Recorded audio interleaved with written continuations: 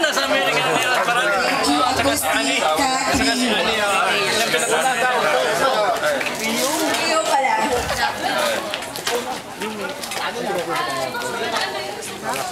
Let us welcome our Congressman Roylo Goles.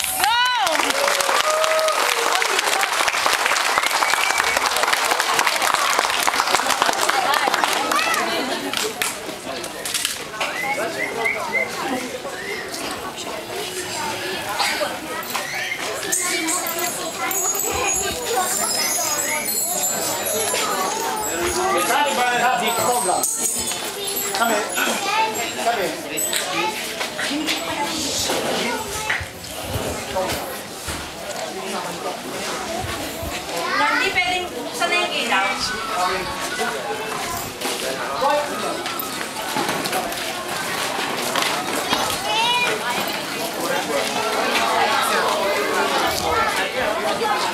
Santos!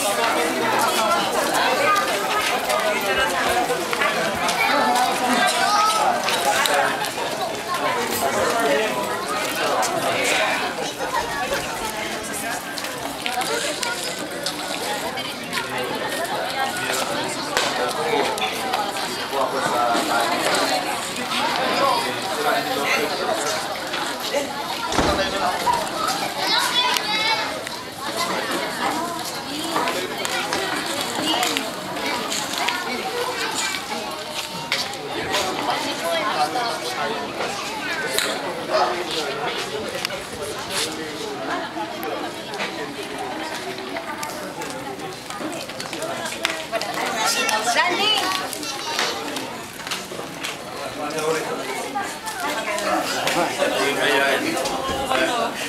Dalawa lamang tayo dito. Gitu yun, no? Marami dito kami. Sino na principal? President. Siguro si Vice. Si Vice. Ano nag-Vice dito ka raw? Kayo po ang President. Si Dennis.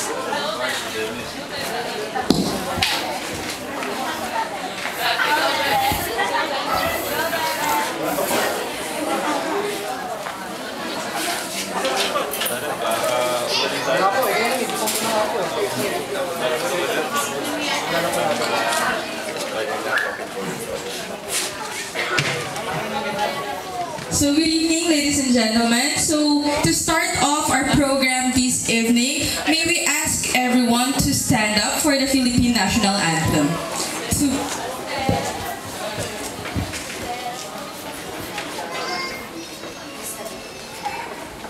The Philippine National Anthem will be led by Crystalline. Ang pambansang awit ng Pilipinas, handa awit. Bayang magiliw, perlas na silanganan, alag ng puso'y sa lilit mo'y buhay. Lupang hinirang, tuyang ka ng mag-ipin, sa manlulupi. Di ka ba sisiig, sa dagat at bundok, sa simoy at sa langit mo'y buhaw. May dinagang tula at awit sa paglayang minamahal. Ang istat ng watawat mo'y tagumpay na nagdidingding. Ang bituin at araw na kailan pa may di magdidiling. Lupa ng araw ng buwan, bakit pagsinta, buhay langit sa piling mo. Aming ligaya ng buwan, may mga api, ang mamatay ng dahil sa'yo. May we request everyone to please remain standing for the invocation to be led by Pastor Ben Biscreola. Tayo po ay manalangin.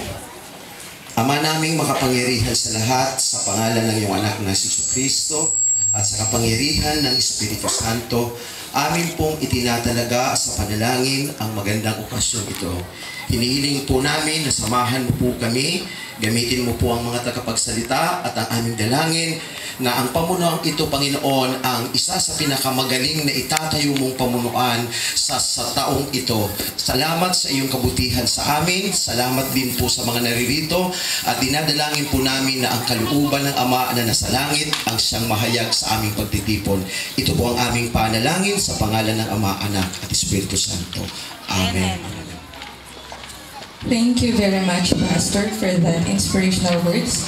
Now, let's be seated, and first of all, we'd like to thank everybody for coming out this evening. Even though it seems it might rain, for us to be able to start a new chapter here in our little neighborhood with the oath-taking of the homeowners, officers, as well as the youth officers.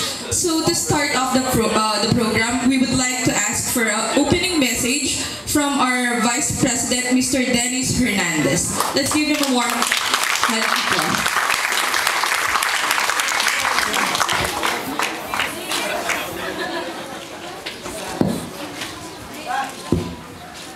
Sa aking mga kapitbahay, kasama, kapamilya, kaibigan, at sa ating mga panauhing pandangal, kay Pastor Bian Mistriola, kay Honorable Roylo Goles, magandang gabi po sa inyong lahat.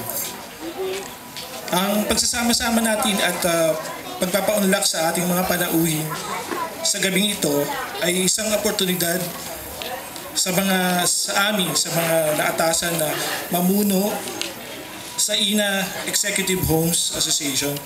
Isa po itong hamon sa pamamagitan ng tulong, suporta at paniniwala at tiwala ng bawat isa. Alam namin makakaya natin ito.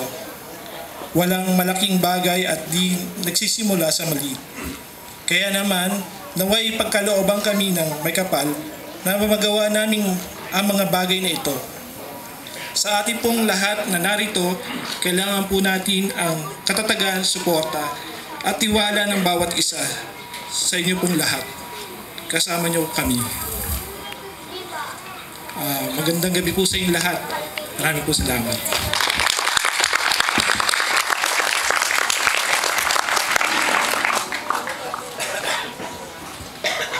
Next on our program, we have a special intermission number by Dominic John Hernandez. He will be singing I'm Forever Yours. Please give him a warm round of applause.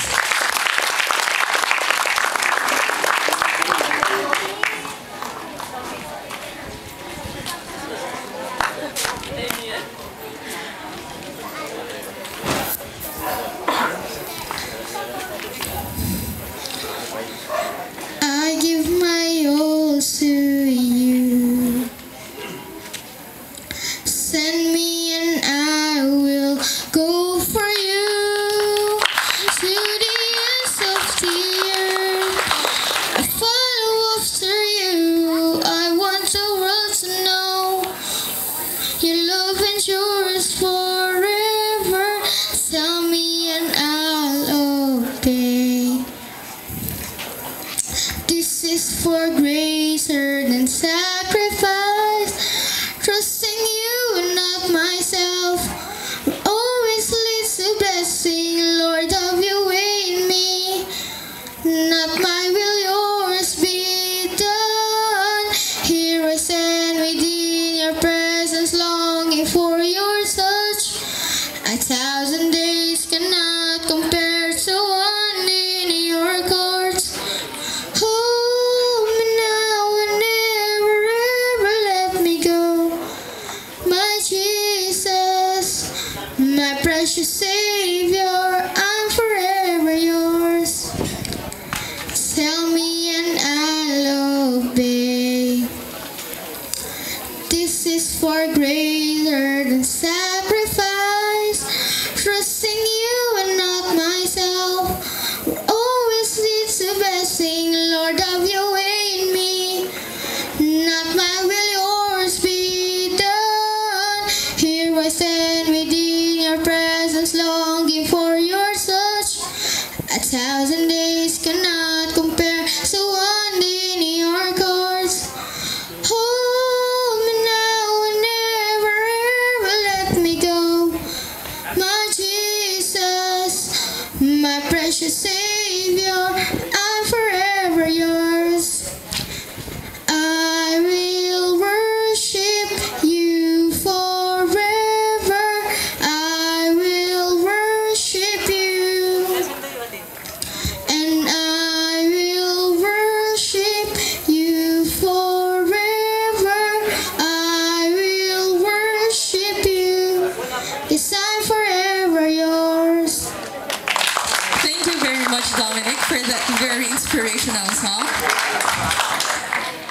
And now, we would like to take this moment to ask our special guest, Congressman Roy Gomez, for a few special words.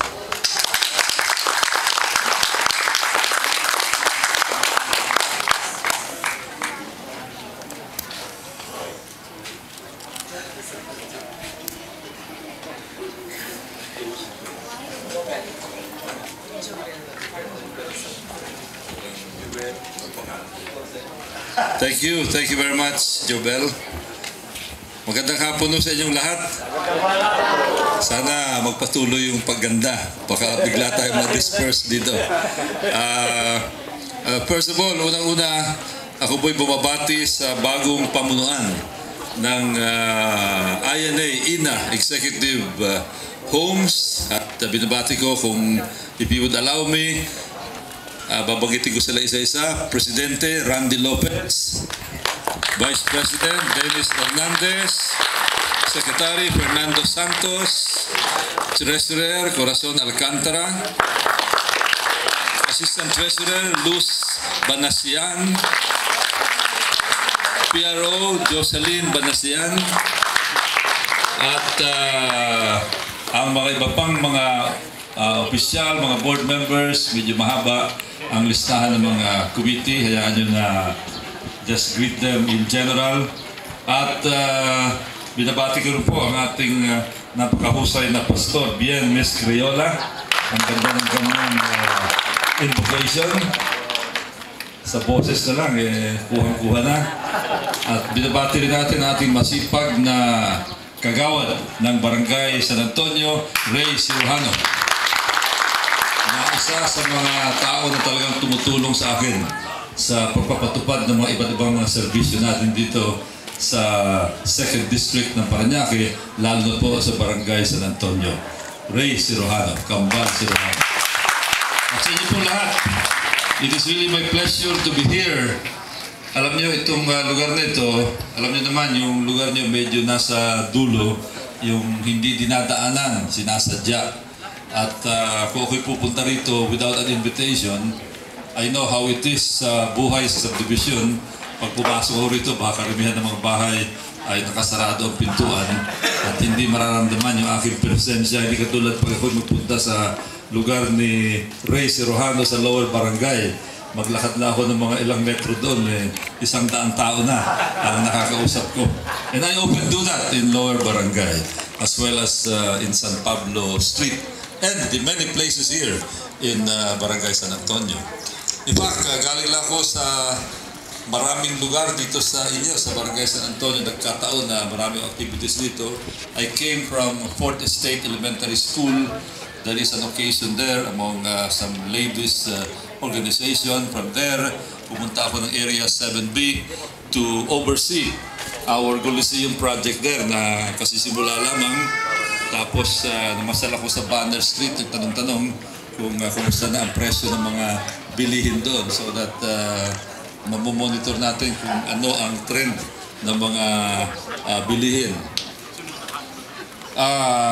Now, if you would allow me, kasi bihira tayong magkita, lalo na yung mga taga-subdivision, let me take this opportunity, weather permitting, to report to you kung ano yung mga ginagawa ko bilang inyong congressman. Sapagkat tungkulin namin yan na mag-report sa inyo.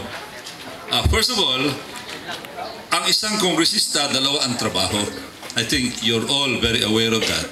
The most important is of course his work there in the House of Representatives. Kaya tinawag kaming representative in the House of Representatives. Nakita nyo, house, hindi ho dito ang house, kundi doon sa Batasan Hills in Quezon City. Ang tawag sa amin, kinatawan ninyo. Ang tawag sa amin, representante, congressman, not city man, but congressman. In other words, I'm a man in your Congress. Ako po ang tatrabaho doon. But of course, we are also expected to do constituency services. Like for example, when you gave me the opportunity, when your officials approached me, together with the Knights of Columbus, together with then Parish Priest Father Tony Villanueva, about the repair of the terribly dilapidated San Pancracio Street noong una. Siyempre, that is what I call constituency service, and I think I responded to that call from you. Napaayos natin yung inyong dati gibagibang kalye. Sabi nga ni Father Tony Villanueva, ngayon lang siya nakakita ng bangketa na talagang nakatiles pa. That is only for you dito sa INA. Kasi sabi ko nga, naghirap kayo na ilang taon, siguro maganda naman na mag-enjoy ka ng konti sa magandang sidewalk. Not only the kind of finish sa concrete road. Tapos sinunod natin sa kabilang lugar, sa kabilang side ng San Pancracio. So that now you have a smooth road going all the way to the temporary location of the City Council. So yun po, pagpapagawa ng mga kalye, and until now I have maintained my record as having concreted the most number of streets in the history of Parañaque. At marami po dyan, dito po sa Barangay San Antonio. You can go around and see that for yourself. The other constituency service I have, hindi masyadong apektado kayo dito sa mga subdivision. Yun po yung tungkol sa mga eskwelahan, school buildings. Being a product of public schools, I'm very sensitive to the state of education in Parañaque, to the state of public education. And that is why I decided from the very start of my career as a congressman to give full emphasis to education, especially the physical facilities. Kaya naman, dito po tuloy-tuloy ang pagpapagawa natin ng mga school buildings, either my own PDAF or when I defend the budget of the Department of Education and make sure that we get our share through the line budget ng share ng mga school buildings natin. Kaya itong San Antonio Elementary School, most of the buildings there have been constructed under my initiative.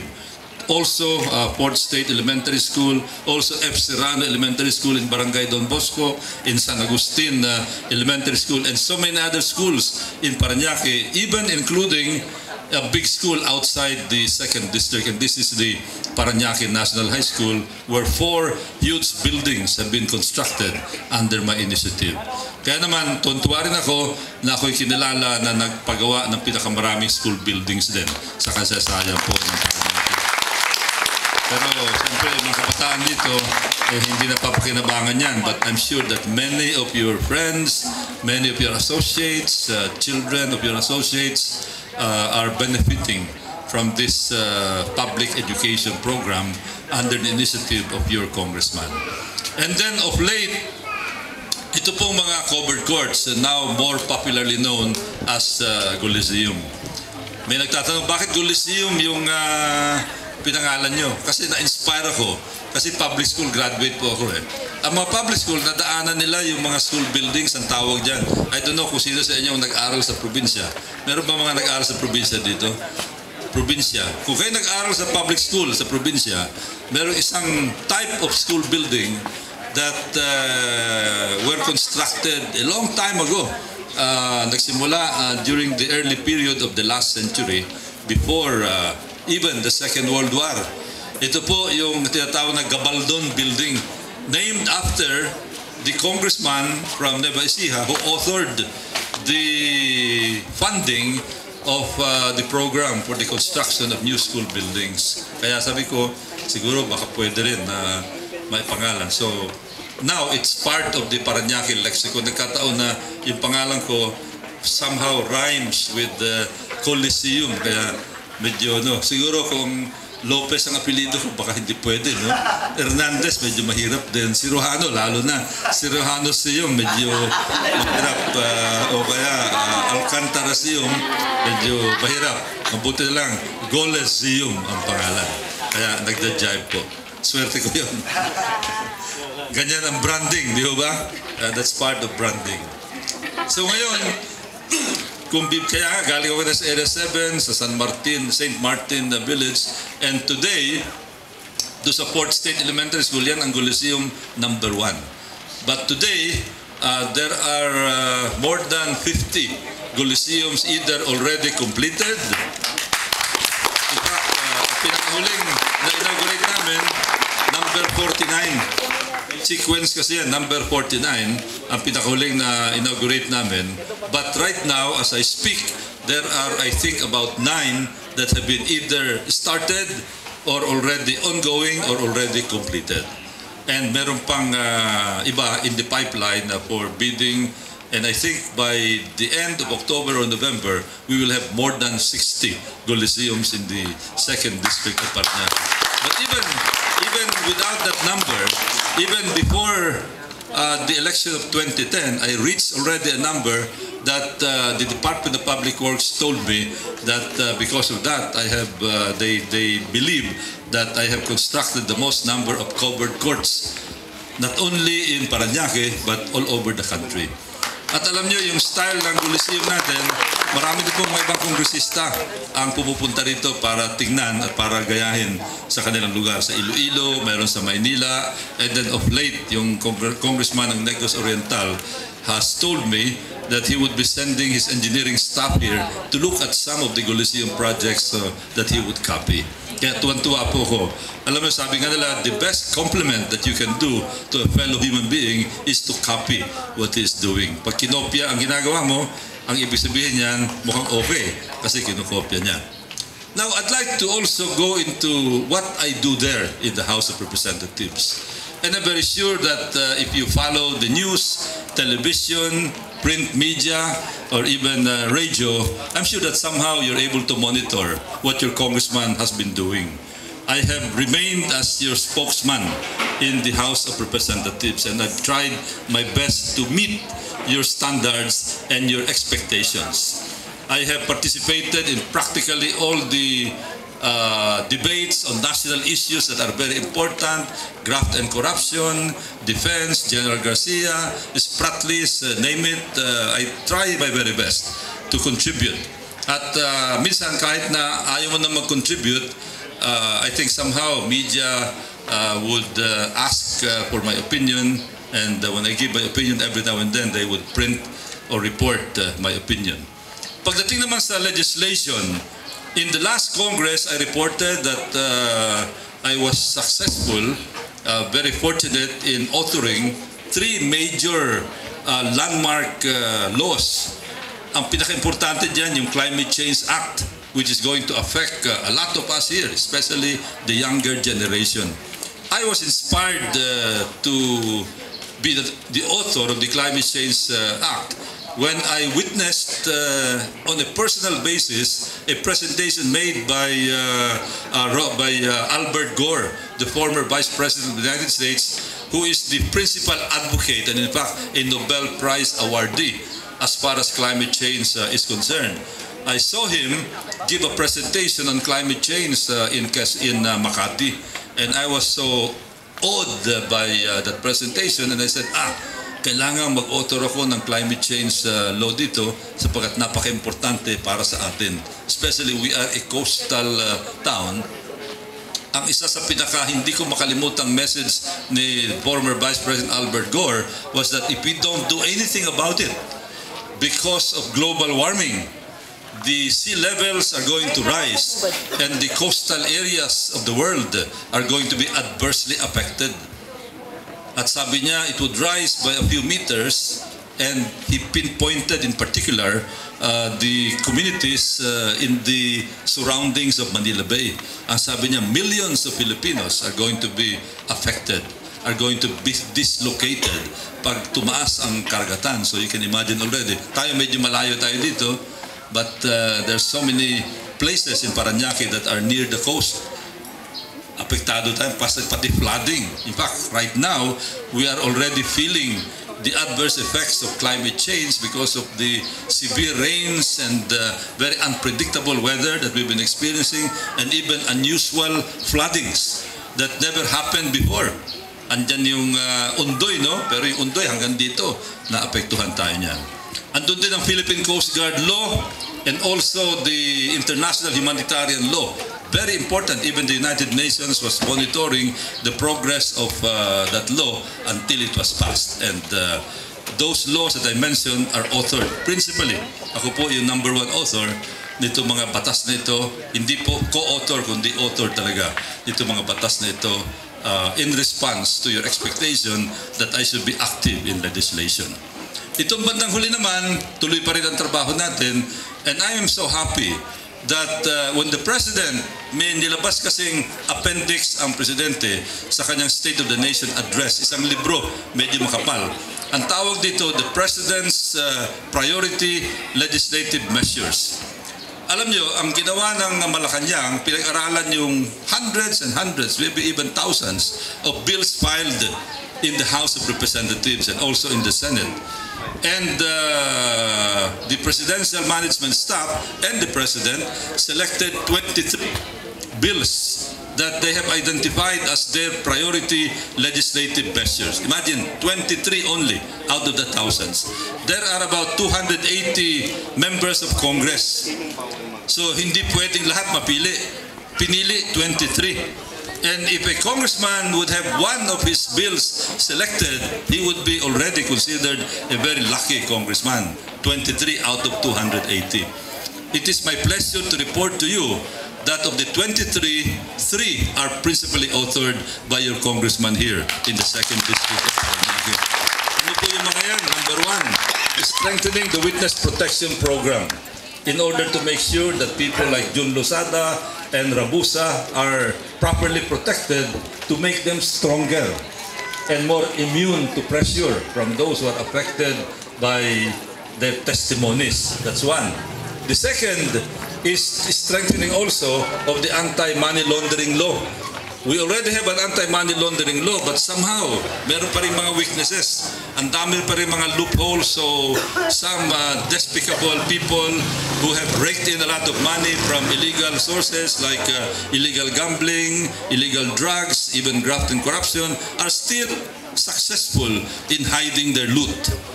Kaya meron tayong panukalang batas para palakasin po yung ating anti-money laundering law. I'm so happy that Malacanang has selected this as among the 23.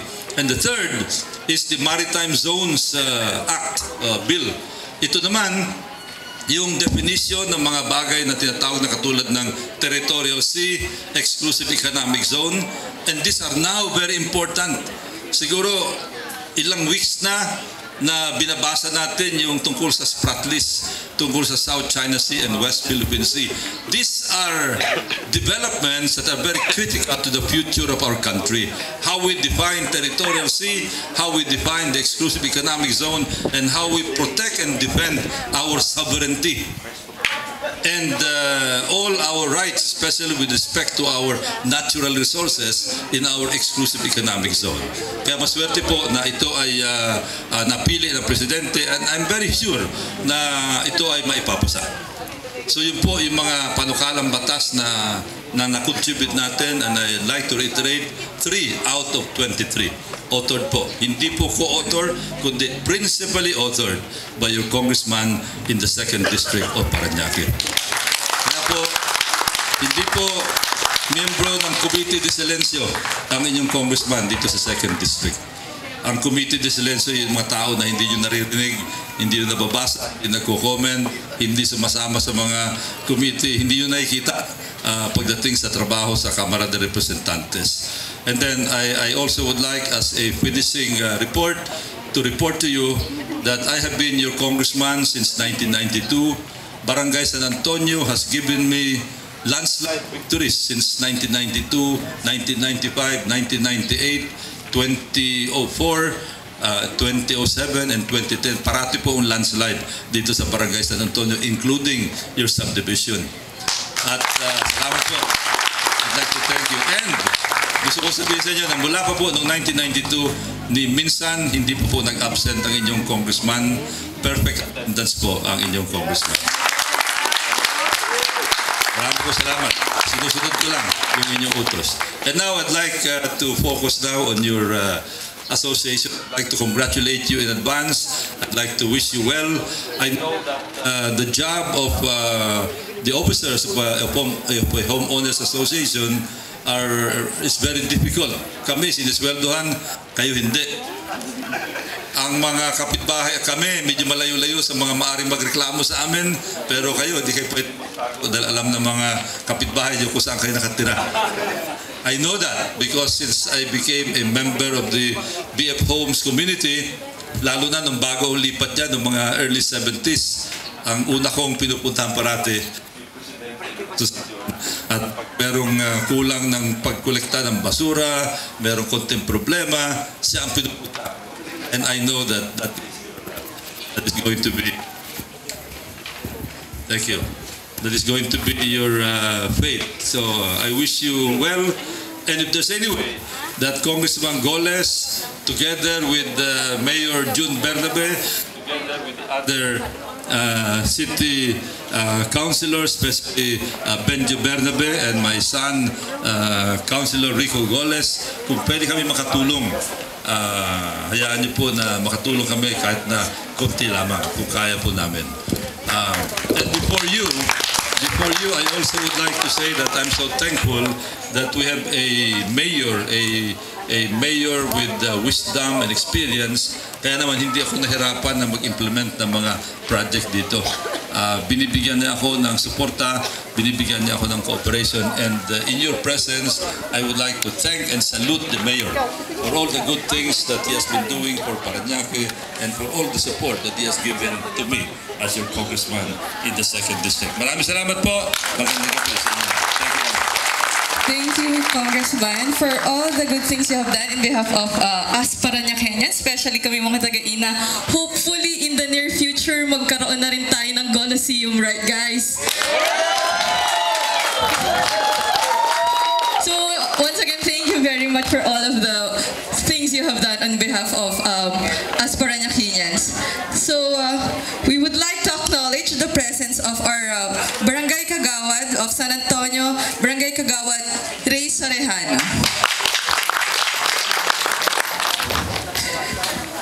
So now, may we ask the newly elected, the new officers to please stand so that we may have our oath taking to be led by our beloved Congressman, Mr. Roylo Gomez.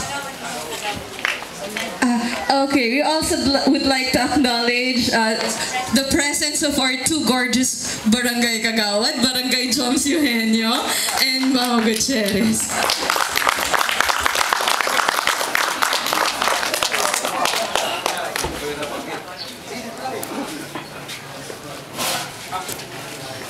May we ask the officers to please rise for the oath taking.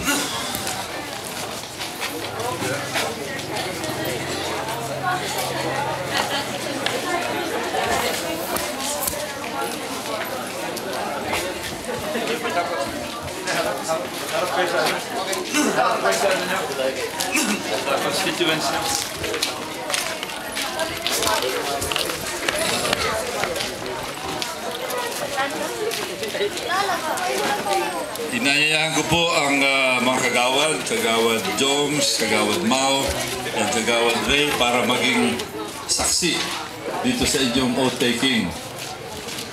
At sapagkat ito po ay isang napakahalagang ritual at napakahalaga para sa serbisyo ng Homeowners Association. Inayayahan ko yung mga taga rito na pwede tumayo rin po bilang pagpakita ng suporta sa inyong mga opisyal. Sabi sa'yo tatayo eh.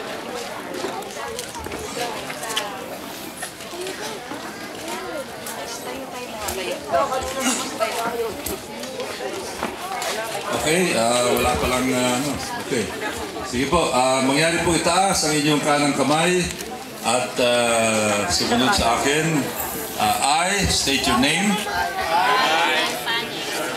having been elected as of the INA Executive Homes, do hereby solemnly swear that I will exert everything to the best of my ability to perform all my duties imposed upon me in accordance with the bylaws of the INA Executive Homeowners Association, and that I will perform these duties without reservation, without mental reservation or purpose of evasion. So help me God. Congratulations.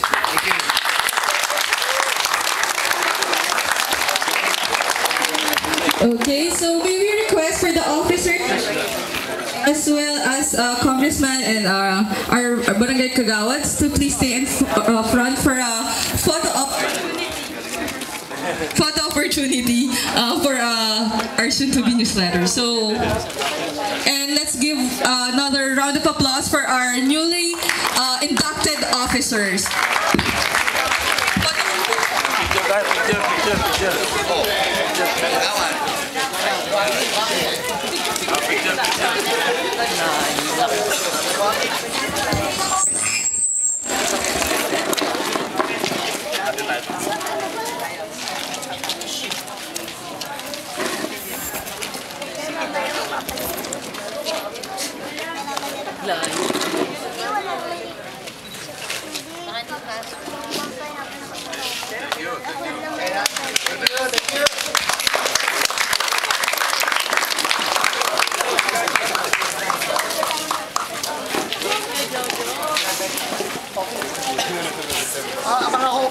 Mga officers, isa pa, may dedicate dito tayo pastor.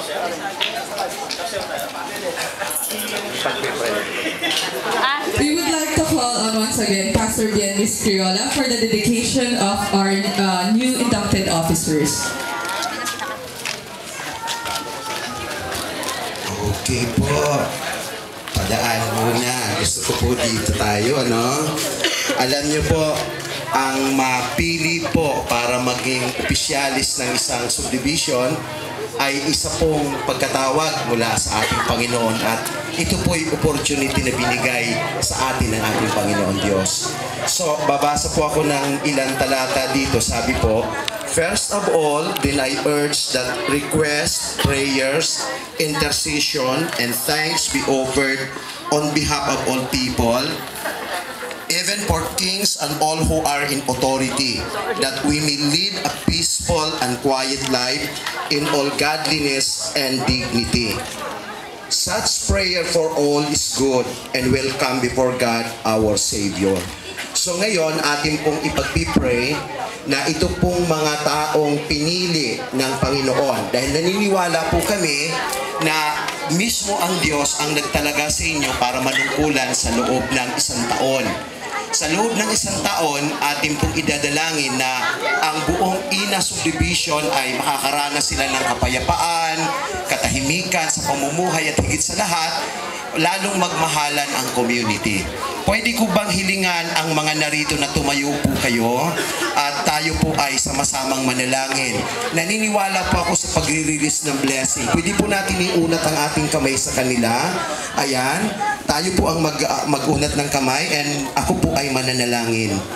Ama naming makapangyarihan sa lahat, sa pangalan ng iyong anak na si Jesus at sa kapangyarihan ng Espiritu Santo, akin pong idinadalangin ang bagong pamunuan ng INA Subdivision. Idinadalangin ko po mula sa kanilang presidente hanggang sa pinakamababa na manunungkulan pasimula sa araw na ito hanggang sa susunod na taon ay iyo pong pagpalain. Dakilang Diyos, sinihiling ko po na bigyan mo po sila ng katalinuhan, karunungan, kababaang loob, at higit sa lahat, pagmamahal sa kanilang kapwa dito na nakatira sa subdivision, upang sa ganon, ang batch na ito ay hindi makalimutan magpakailanman. Idinadalangin ko po na paunlarin mo po ang kanilang subdivision. Pagyamanin mo po ang subdivision na ito at higit sa lahat gawin mo pong model sa maraming mga subdivision dito po sa aming lungsod ng Parañaque. Salamat po sa mga taong ginamit mo sa kanila at pasimula sa araw na ito, amin pong itinatalaga sila sa kanilang paglilingkod sa subdivision ito at umaasa kami na ang patnubay ng Ama, Anak at Espiritu Santo ay sasama sa kanila kasama po ang kanilang pamilya na pagpapalain mo Diyos ngayon at magpakailanman sa pangalan ni Jesus. Amen and amen. Thank you very much, Pastor, for blessing our officers.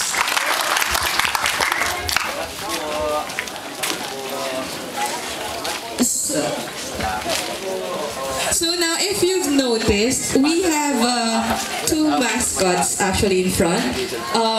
They were sponsored by Mr. Mamil Dalisay, a Business Director Manager for Magna Prime. So we would be having Mr. Mamil Dalisay for a few words.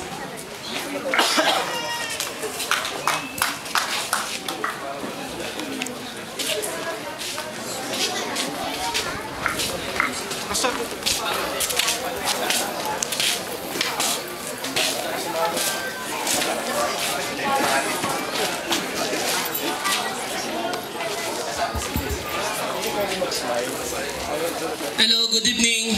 Good evening. Hello. Mukhang mahina, mukhang walang tao sa harap meron pala. Hello. Ayun. So, congratulations pala sa mga newly elected officers ng INA Executive Homes. Now, palakpakan naman dyan.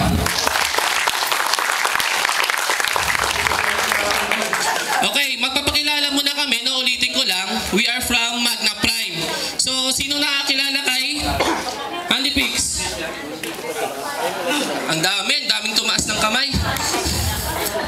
Okay. So, si Handipix, makikita natin, actually meron tayong commercial sa PBA. So, sino nanonood ng PBA? Yun, ang dami. PBA, madami, pero sa Handipix, wala. Saan ba player yan? Okay, so, guys, explain ko lang kung ano yung gamit ni Handipix. Okay? After ko ma-explain, magtatanong ako mamamaya. Then, kung sino makasagot, meron kayong free na Handifix. Okay? So, explain ko lang kung saan gamit si Handifix. Pwede siya sa tagulan ngayon. Bubong. Butas ng bubong. Pwede. Basa, ayan. Kahit basa, pwede mo siya i-apply. Basta malinis lang. Sa tubo, pwede rin. Sa lababo. Sa tiles, pwede rin. Sa bakal, sa kahoy, pwede rin.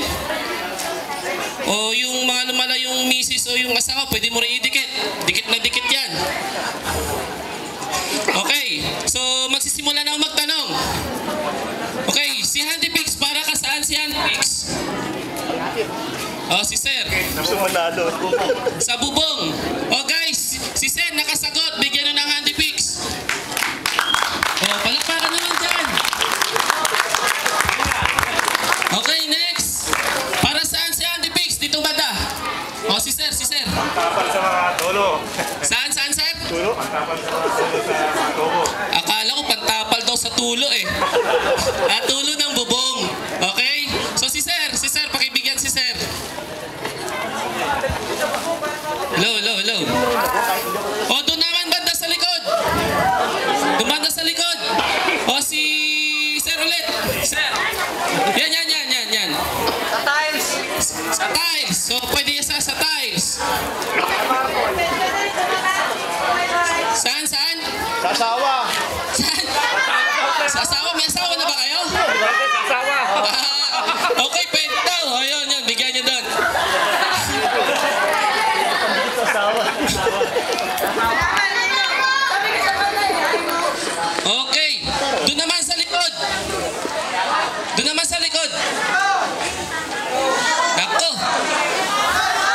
Ayun, dami sa kabila. Wala. Ayun. Yun. Saan?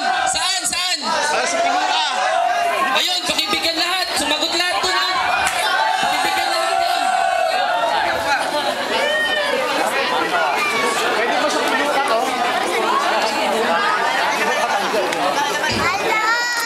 Gusto niyo bang makita ang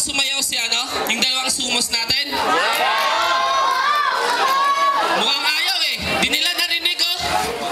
Gusto niyo ba? Ayun, mukhang mapapalabang kayong dalawa ngayon ah. Dapat hataw kayong dalawa ah. O sige, may music na ba tayo? Okay, so guys, maraming salamat no. And then maraming salamat sa pag-invite sa amin ni Randy Lopez, then Darwin Valenzuela, and then sa mga newly elected officers, maraming salamat po. And then sa Ina Executive Homes, maraming salamat.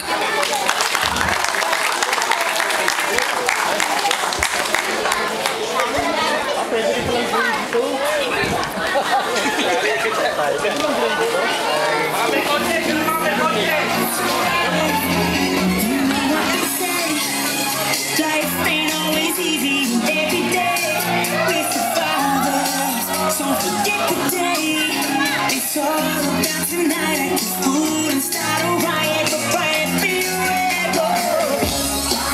Until we get stand, we're out until 6 a.m. New York's turning over to Japan. Turn it up, back it up, we're gonna party like like it's the end of the world. We're gonna party like it's the heaven is close. You know that you know that as long as we got each other. Turn it up, match it up, really need it of the world. We're gonna live like it's the end of the world. Turn it up, match it up, really need it of the world. Metaphors and we pop pills. Sex flow, inundated with the dog pills. Work hard, now we know how to top bills. In the middle of the street doing cartwheels. Lot of them try to do it, but it's not real. Listen to rappers and I think they got a pop pill. White girls in the hot pink hot pills. Lot of bottles and a lot of sweet cocktails. Things about lives. But you think it's fine. So I'm just gonna put it in the with a no phone. And free my more easy. Let's just get straight. Don't worry, that's one of the building. Let's go to war and tonight.